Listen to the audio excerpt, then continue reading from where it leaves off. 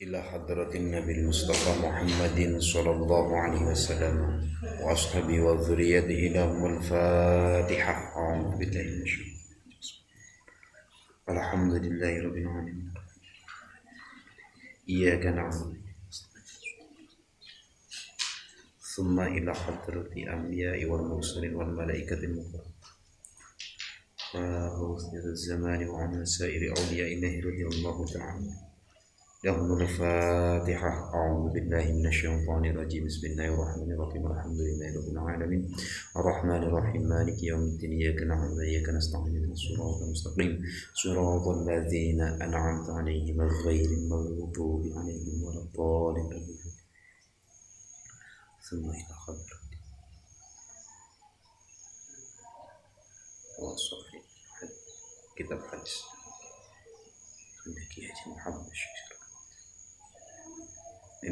فاتحة. أعوذ بالله من الشيطان الرجيم. بسم الله الرحمن الرحيم مالك يوم الدين إياك نعبد وإياك نستعين صراط الذين أنعمت عليهم غير المغضوب عليهم ولا الضالين.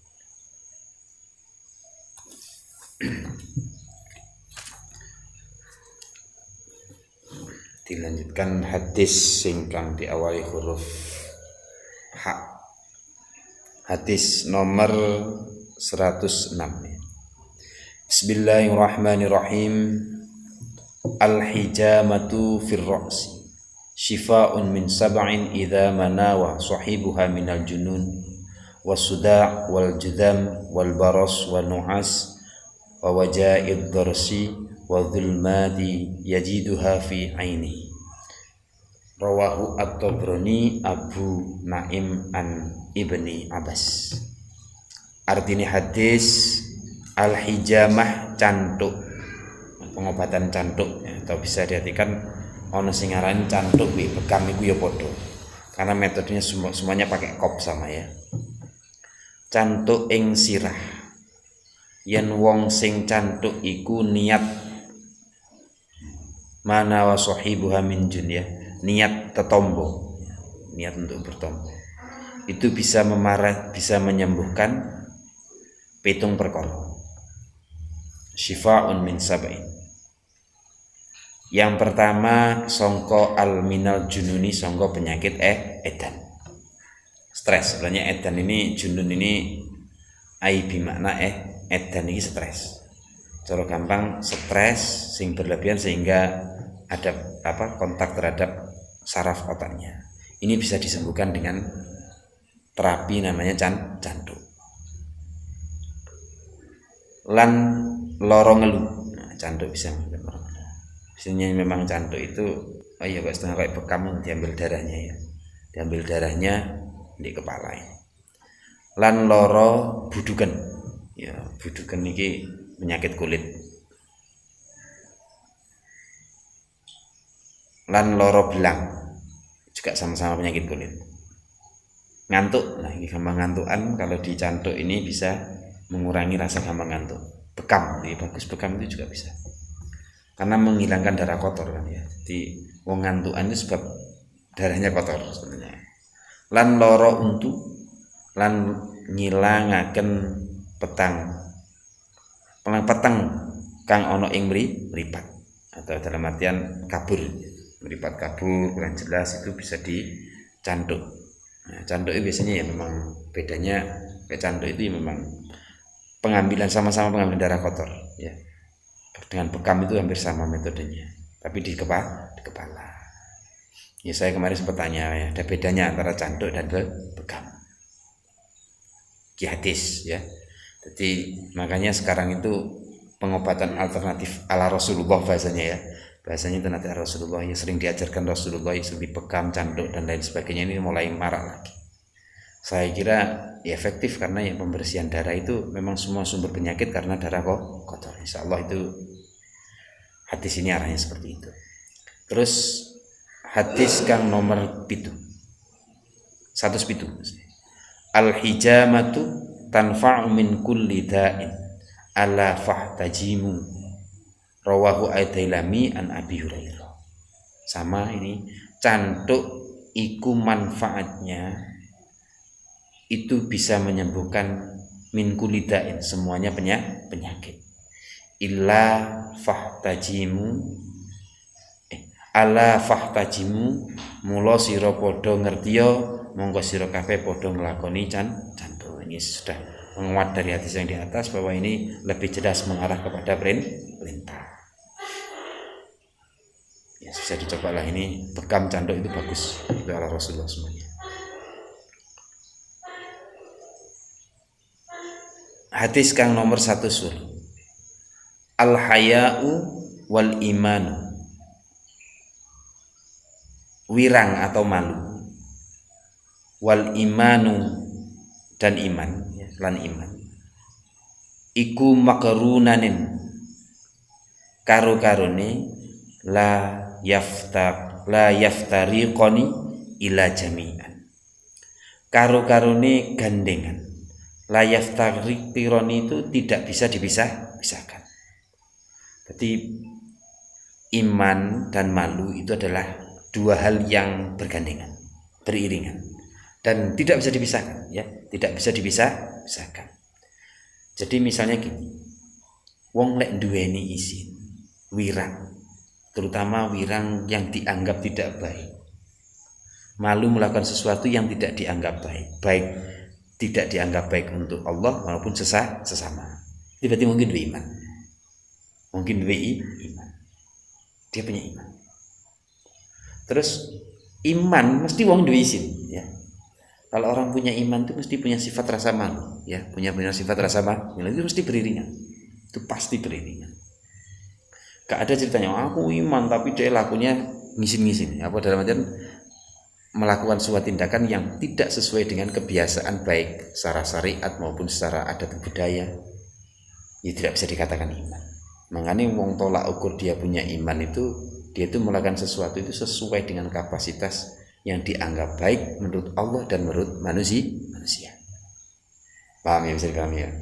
Jadi nggak bisa, misalnya bisa diartikan ini barang. Kata wong koyo apa dalam artian, bisa dia ngaku-ngaku iman tapi lakunya kok bertentangan dengan aturan kebiasaan adat yang dianggap baik.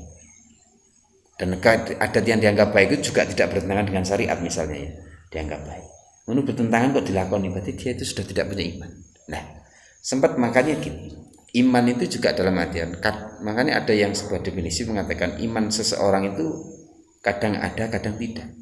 Makanya ketika orang melakukan sesuatu tindakan kok ngisin-ngisin atau yang tidak sesuai dengan dianggap tidak baik menurut kebiasaan manusia atau kebiasaan menurut syariatnya Allah, kok dia ngelakuin, berarti posisi saat itu dia dikatakan tidak punya iman. Mengenai iman itu tidak bisa dikatakan gak iman terus, tidak bisa. Selama dia berlabel Islam, pernah mengucapkan syahadat, iman itu pasti ada. Kadang makanya bisa dikatakan iman itu mlebu metu bahasanya, ya.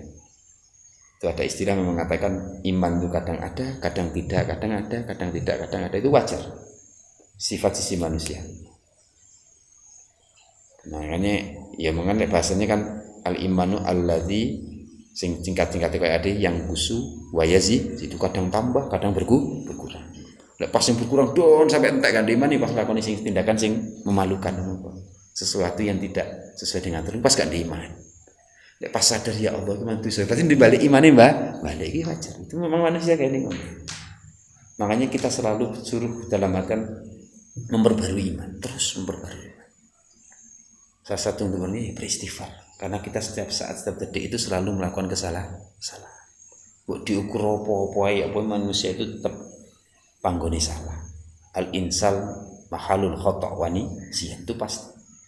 Jadi ketika kita jadi posisi manusia itu paham kita manusia, seringnya istighfar, sering ngapura nang ngarsane Gusti Allah.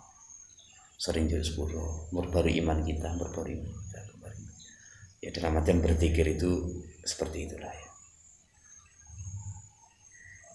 Makanya cari ini guru besar di Yaman itu salah satunya, bukan yang satunya temannya siapa? Habib Umar di Yaman itu, di Tarim itu ada ulama besar Habib Umar sama Habib Budi namanya. Habib Budi Daud, bahasanya dengan bahasa Indonesia, ya. Bahasa Arab, tapi sudah di Indonesia kan. Jadi kalau gizi, makanan itu gizi itu adalah bagian dari untuk memperkuat anggota tubuh badan kita. Adapun gizinya rohani atau keimanan itu adalah zikir. Makanya saman sepi kok zikir, maka lemah sekali iman sekali. Maka rawan sekali kalau imannya itu sampai down, yangkus atau turun, berkurang. Maka sampai down geduk nanti kita akan melakukan suatu tindakan yang memalukan.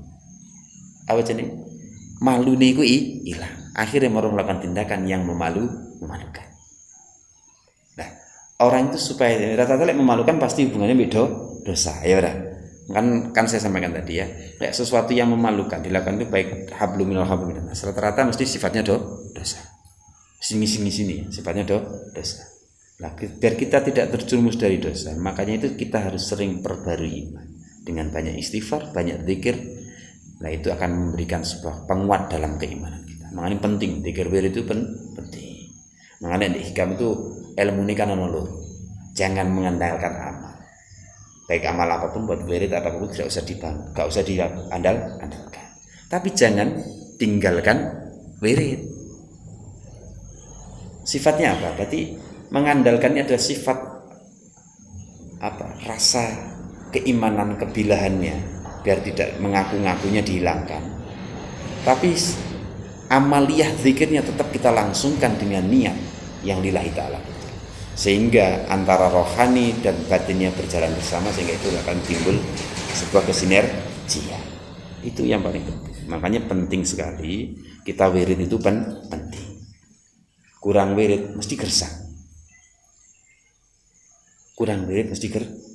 ibarat tanaman tanpa sering disiram. Makanya wiridan itu penting. Wiridan itu ya zikir itu ya bersolawat bagus.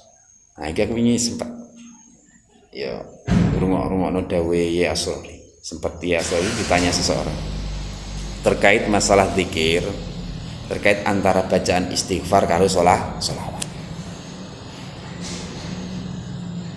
Dua-duanya ini semuanya termasuk hal yang sering didhawuhkan dan semuanya diperintah oleh Allah dan dianjurkan oleh Rasulullah. Tapi secara fadilah itu lebih utama pundi antara istighfar dan sholat. Saya ngutip Dawi Asrori ya. Beliau Asrori menjawab ketika ditanya itu, jawab ingat, tetap saya lebih setuju afdolan sholawat. Kok mengatakan iya? Karena istighfar itu ada sifat rasa individualis pada seseorang. Paham ya? Istighfar itu rata-rata wong sholawat maca istighfar itu karena ngegungni Gusti Allah, wong mergo mikir awake dhewe. Nah mikir awake dhewe itu. Nah, paham ya? Karena mikirkan kita sendiri. Nek sholawat tidak ada sama sekali kita mikirkan, hanya murni kita bersyukur pada Rasulullah. Loh, mulia kan? Ini salah satu kelebihan. Tapi tetap istighfar api, bukan berarti istighfar tidak api itu paling api. Istighfar itu paling bagus. Tetap orang yang banyak dosa ya tubuh ilallah fastaghfir, kan baca istighfar. Tetap.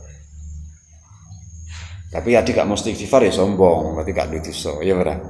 Tapi dalam secara kefadilan, dipikir-pikir secara tekstual memang seperti itu, ya benar. Nah, istighfar memang kayak seolah-olah kebutuhan kita pribadi, ya benar. Astagfirullahaladzim, duh Gusti ampuni kula, duh Gusti Allah kan ampuni dosa kula, kan gitu aja. Tapi kalau sholawat kita tidak mikirkan gitu. Tapi pernah saya sampaikan hadis yang diriwayatkan oleh Ka'ab bin Ubay itu ya, terkait dengan masalah sholawat ketika itu Ka'ab bin Ubay berbicara, ya Rasulullah, saya semalam berdoa seperempat doa saya itu untukmu, sholawat tadi untukmu, dan sisanya itu untuk saya. Bagus, tapi seandainya kamu tambah itu lebih bagus. Maksudnya yang ditambah adalah sholawatnya doa. Baik ya Rasulullah, kalau gitu saya tambahkan nanti setengah, yang setengah untuk saya, yang setengah untuk Anda. Bagus. Seandainya kamu tambah lebih bagus. Sampai gitu kan ya. Baik ya Rasulullah, kalau gitu saya seperempat, yang sisanya untuk panjenengan, bahasanya gitu ya. Bagus, seandainya kamu tambah lebih bagus lagi. Terus kalau gitu doa saya semuanya untuk sahabatnya. Wah, kalau gitu nanti kamu akan mendapatkan surga di sisiku dan kamu akan bersama saya. Akhirnya Rasulullah menjawabnya gini, kamu akan bersama orang-orang yang kamu cintai nantinya kelak. dan dijawab ditambahi gitu, ada dalil macam-macam redaksinya tentang terusan. Itu yang jelas sholawat itu yang paling bagus itu murni aja untuk Rasulullah, terus nggak ada Islam ya, karena memang ada kepentingan ya, nggak ada kepentingan. Kamu katakan dalam kamu sendiri pada Allah nggak akan sah, nggak akan bisa, karena kuncinya cuma gitu. Bahkan gini, ada sebuah hadis yang saya pernah baca, intinya gini, ditanya sama Rasulullah, nanti kamu itu semuanya masuk surga karena apa? Ya karena sedekah kita ya Rasulullah, sholat kita ya Rasulullah. Enggak, tapi karena rasa cintamu kepada Allah dan Rasul. Paham ya? Dan akhirnya karena kamu rasa cinta dan akhirnya kamu akhirnya mendapatkan roh. Jadi tidak ada istilah kita itu. Tapi bukan berarti saya mengatakan sholat tidak penting, enggak. Tapi itu bagian kita untuk menumbuhkan rasa cinta pada Allah dan Rasulnya. Karena bentuk cinta pada Allah dan Rasulnya adalah taat pada Allah dan Rasulnya. Intinya makanya sholat, sedekah dan lainnya niatkan karena kamu bentuk rasa cinta dan taat kepada Allah dan Rasul.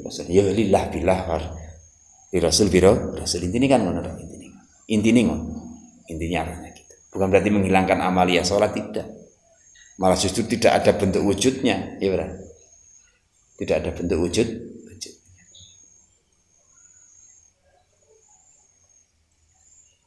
Cara wongi sholat itu penak ini bentuk rasa cinta. Ketika kamu mengatakan cinta pada seseorang, waduh, bentuk cinta rasa pada seseorang, dia dalam bahaya. Aku cinta narek iki. Aku luare kate dicegat rampok te patene kon wani baleni ora wani aku dimati timbangane aku mati baleni arek lha ketika belum cinta. Nek bentuk rasa cinta mesti kamu saya rela mati demi dia. Kata dipacok wong tangkis dhisik dilawan dhisik. Jadi bentuk bukti kamu cinta. Kan gitu ya, rela mati. Sama juga dengan ibadah, sholat dan lain semuanya itu adalah bentuk cinta kita pada Allah dan Rasul. Lah, maka saya sampaikan penting ya, balik menenangi iman, nanggi isi. Jadi ya selalu bergandengan antara malu dan iman. Makanya ketika orang itu melakukan tindakan yang memalukan, berarti dia pasti tidak beriman. Maka sifat iman itu yaitu allazi yang kusuk wa yazidu. Bisa juga iman itu melebu mah, wong sing ngarepno iman itu melebu metu kadang ngono kadang tidak. Kak yang kus tok, yang kus kan sifatnya menurun. Masih ada. Tapi ono sing ngarepno luwih ekstrem meneh, iman itu ya kadang ada, kadang tidak. Setiap insan. Maksudku tingkatan sing wis joro iman itu padang peteng. Nah, ini sering. Nah, ini penting ya. Hadis yang berikutnya 109. Al halalu bayyinu wal haram bayyin. Hal yang halal itu perkara yang halal. Bayyin itu terang jelas. Wal haram bayyinun juga jelas. Fada maka tinggalkan. Ma yuribuka sesuatu yang meragukan, ila ma la yaribuka sesuatu yang tidak meragukan. Jadi Islam itu jelas. Ini simpulan ini. Makanya sering dipakai barang-barang sing gak jelas hukumnya alias subhat ditinggalkan saja. Ya, ditinggalkan saja. Beralih pada sesuatu sing wis jelas. Misal kayak hukum. Rata-rata hukum sing gak jelas itu rata-rata enggak cara ditinggal itu enggak terlalu urgent dalam kehidupan kita. Dalam kehidupan kita. Hukum panganan apapun sing hukum apa subhat gak jelas sih halal apa haram. Seandainya kamu enggak makan itu pun juga mesti enggak akan mati. Mesti ngono. Makanya hadis ini ya logis, makanya hadis mesti logis ya. Masuk akal. Mesti dalam artian enggak ya. Misalnya masuk akal gitu ya. Masuk akal. Boleh kita makan sesuatu yang sifat haram pun boleh. Kalau itu dalam artian konteksnya memang itu dibutuhkan dalam kehidupan kita. Misal contoh kamu enggak makan ganok panganan belas. Sing ono panganan siji daging babi tok. Lek kamu enggak makan detik itu kamu mati. Itu boleh kamu makan. Tapi caranya wala tusrifu, jangan berlebih. Mesti ini ngomongin macam-macam kan enggak apa-apa ya. Jadi misalnya ada daging babi. Kamu ya karena tolak, kamu diperbolehkan makan daging babi karena kamu, kalau kamu nggak makan itu daging babi itu mau mati, berarti kamu makannya secukupnya, sekedar untuk menahan kamu tidak mati. Mulai kenaan kok terus nih, maka tetap menjadi haram. Paham ya? Itu hukumnya sesuatu yang haram itu diperbolehkan karena memang kondisi darurat. Darurat itu kaitannya adalah dengan nyawa. Nek kamu sih kuat nahan lapar sih urip yo ndak usah. Jadi kata-kata darurat itu. Makanya dalam hukum fikih darurat itu yang kaitannya dengan apa? Hubungannya dengan nyawa. Mesti darurat. Nek kan kaitan dengan nyawa belum dikatakan darurat begini. Wis, jadi hadis ini jelas. Wis hadis yang berkaitan huruf kha sudah habis, tuntas. Kita lanjut ke hadis yang berawalan huruf kha.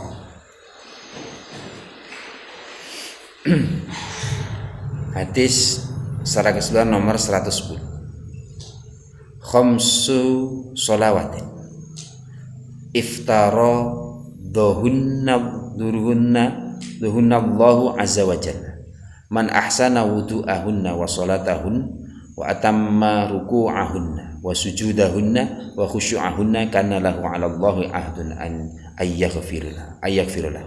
Rawahu Abu Dawud wan Nasa'i an Ubadati bin Samit. Artine Gusti Allah kang maha mulya lan maha agung merdokake marang kabeh kawulane ing limang salat. Sapa wong kang bagusaken wuduke lan salate ing sak jerone waktune, dalam satu waktu ya. Wuduke ditenani, salate ditenani dalam satu waktu, lan nyempurnaaken rukuke lan sujude, lan nyempurnaaken kekhusyuane. Gusti Allah duwe perjanjian arep paring ngapura dosane wong. Ini salah satu hadis nerangno fadilahe salat, dan salat yang seperti apa yang akan mendapatkan ganjar mulia ini. Salat yang satu betul-betul dilakukan dengan baik. Ahsanul wudu hunna. Nah iki nek para wong fikih ya sing wudu sing apik sing pripun ya sesuai aturan fikih. Sesuai aturan fikih. Basuh wajah mulai tumbuhi rambut. Ngono pertanyaan, tumbuhi rambut niku kanggo ukurane wong sing budak apa sing biasa? Ya sak kaprahe ya, umumnya tumbuhi rambut. Saya yakin wong budak biyen ya sak durunge dia budak mesti ada tumbuh sing dia. Tak mungkin sejak bayi budak ya. Mesti di awal sudah ada tumbuhnya. Budak lewis mesti usianya sudah usia. Jadi dikapai sampai sini, sampai ujung telinga sini. Dilingi-lingi berarti kita cuma biar butuhnya api. Sampai ini apa ini pendile telinga ini ke bawah sampai jago puas semuanya. Terus sholatnya sesuai aturan, sholatnya sesuai aturan. Nah, ini saya kemarin juga moco-moco sholat yang baik apa di kitab Ihya Ulumuddin karangannya Imam Ghazali itu menceritakan ya rukuk yang baik itu seperti apa, sujud yang baik seperti apa, itu ada di situ terangkan semuanya. Ternyata kemarin tuh sujud sing apik denggule dhisik ya. Sing ceplok denggule dhisik. Dengkul dhisik plak itu yang bagus. Saya lebih terangnya ketika baca itu. Oh, sujud sing apik menurut saya Imam Ghazali. Terus kemudian rukuknya juga yang bagus. Rukuk yang bagus seperti apa ya? Kalau aturan fikihnya seperti itu. Kalau kita artikan lebih dalam-dalamnya ya. Jadi gini. Maksud saya apa? Kenapa saya tolak ukur di fikih saja? Karena kemampuan orang. Nah kan di akhirnya kan khusyuk ya. Rukuk sing apik ya sing bener-bener rukuk niate apa tunduk nang ngarsane Gusti Allah. Itu kan nilai kekhusyukan. Nilai kekhusyukan. Tapi dalam kapasitas sholat ini ya. Wis, urusan sholat itu sak mampune sampean yang paling terbaik menurut sampean itu yang melakukan. Ya. Sembari kita belajar untuk menuju yang paling terbaik. Sembari kita belajar menuju terbaik menurut aturan-aturan yang baik. Aturan yang benar menurut fikih ataupun menurut agama. Tapi pertanyaannya gini, wong sing wis sempurna sesuai aturan fikih dan semampunya dia. Jelas itu mengalek, jadi ya wong sudut pandangnya dewi-dewi ya, sudut pandangnya dewi. Makanya pentingnya orang belajar ya tetap, pentingnya orang belajar itu tetap. Makanya jangan sampai saman puas sosok ini yang ini jangan. Urusan apapun tuh selama saman masih punya nafas kan aturannya tetap kudu golek el. Jadi kita kan saman-saman kabeh kan, aku saman kabeh. Ya mesti sarane salat sing bener, rukuk sing bener ya kita tetap harus cari. Harus tetap cari. Dengan catatan ya dengan ulama-ulama yang kita sudah yakin di Ahlussunnah wal Jamaah dan kitab-kitab yang sudah dipercaya di Ahlussunnah wal Jamaah kita cari. Sing paling apik ya apa? Carane sing paling bener ya cari bener. Itu ya bagus.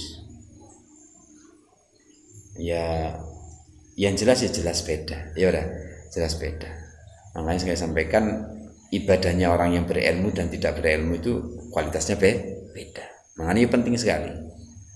Makanya terus apa dalam artian iso ngono ya ngono iku ya kleru. Tapi bukan berarti sing iso ning ngono iku salah ya ndak. Ayo ora. Ngono lho ya. Kita enggak tahu sing diterima Gusti Allah sing di wallahu. Tapi yang jelas secara ilmu aturan sing bener ya iso ngono terus ngono terus sembari belajar untuk meningkatkan kebaikan di dalam kamu beribadah. Kudu ngono terus ya, kudu ngono terus. Nah, termasuk di kene lek wis salat kudune apik.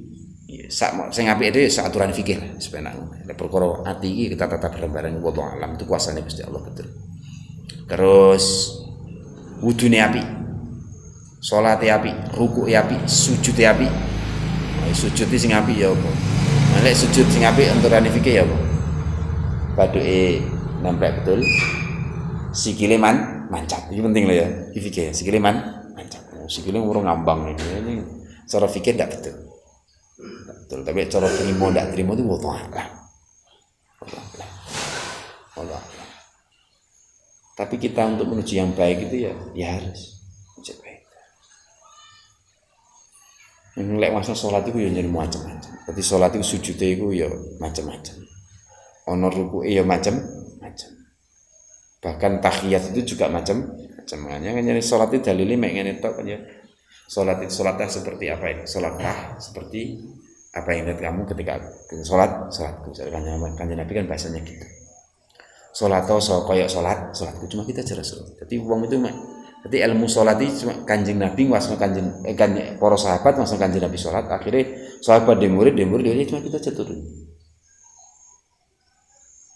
Jadi ben sahabat dulu kalau sahabat itu wah mesti dulu kok macam-macam. Ya udah. Pas dulu kanjeng Nabi sholat itu ini. Pasiko subuh kunut.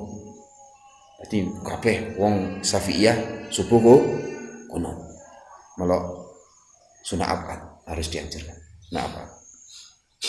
Sono sing anu kunute iku pendak. Leke witir tok.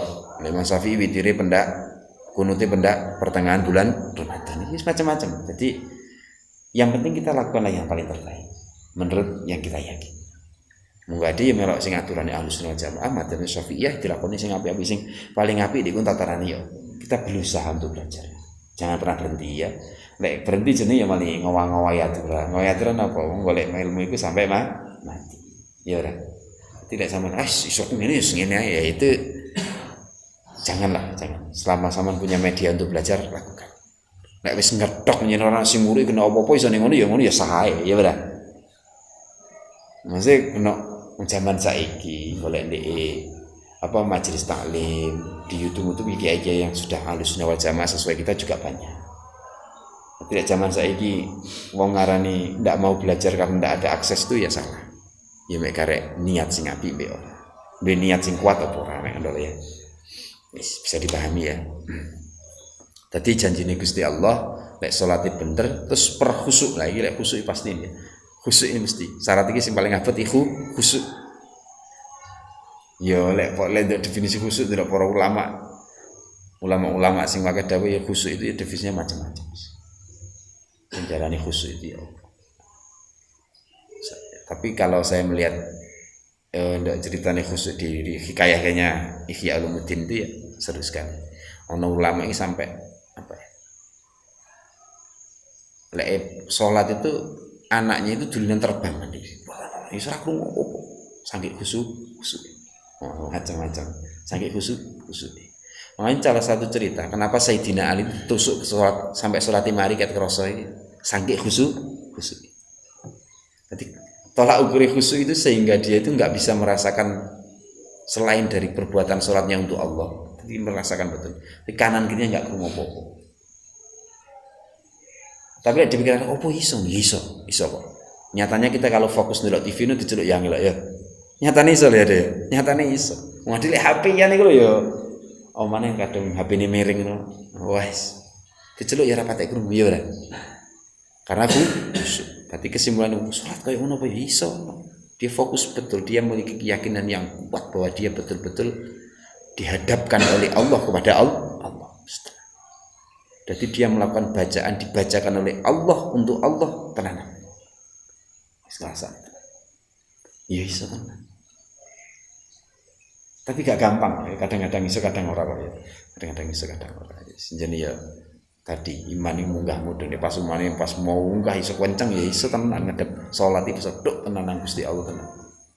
Mbok ono piring ceblok nang sisi iso ora ngreken ra krungu. Ya ora. Ini terus ya ono sing ngedukno lha nek ngono lha Kanjeng Nabi itu pernah ya ora salat digendong to ditumbai Sayyidina Hasan al Husain ya. Sing Sayyidina Hasan mesti Husain putune munggah tek. Kanjeng Nabi mandek. Berarti Kanjeng Nabi ora khusuk, ya khusuk malah. Karena kan Kanjeng Nabi itu betul-betul karena Rasulullah itu adalah rahmatan lil alamin. Jadi ketika dia mau melakukan sujud, dia merasakan rasa kasih sayang lah. Aku sujud anakku iki bae putuku njungkel iki menungso ciptaane Gusti Allah putuku pisan njungkel lak ya. Sakno. Jadi karena Rasulullah ini ada penuh dengan rahmat tadi ya. Wa arsalnaka ya ila rahmatan lil alamin itu betul. Jadi Rasulullah itu ya sifat kerasulannya kerahmanannya tinggi. Itu juga wis khusuk ngono ya. Nih khusuk ana sing ngalami berarti gak khusuk. Buktine Rasulullah kroso ya khusuk tambahan ya. Karena sifat kerahman rahimnya muncul. Mandek kan Nabi mandek kan gak sesuai ngene iki. Mudun gak harus. Iki rasa. Dadi khusuk iku wangel tolak ukurnya angel. Sebuah sing jelas sih sampean lek menurut hadis Kanjeng Nabi ngene tok.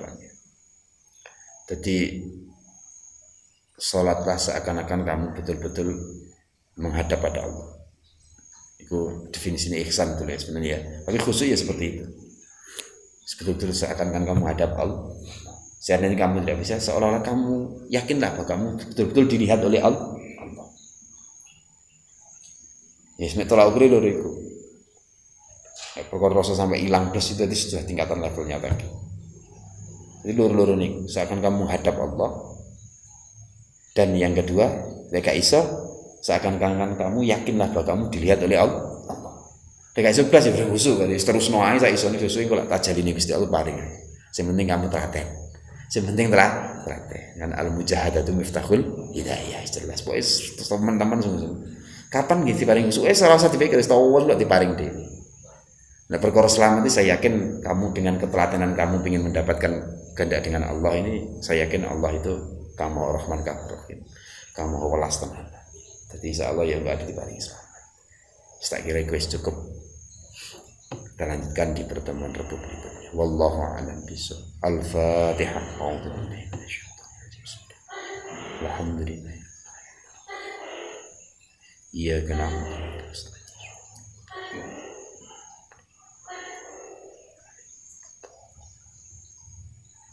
Assalatu wassalamu alaika wa ala alika ya sayyidi ya Rasul. Adrikni wa la tadrukni tarfat aini ya sayyidi ya Rasul. Bijahidan nabi nasuli alaihi wa rafi salli alaihi sallam. Waftah lana fatha mubina madada wa hab lana ilman laduni syarmada. Ya fattahu ya fattahu ya fattah iftah alaina bifutuhil arifin. Al-Fatihah.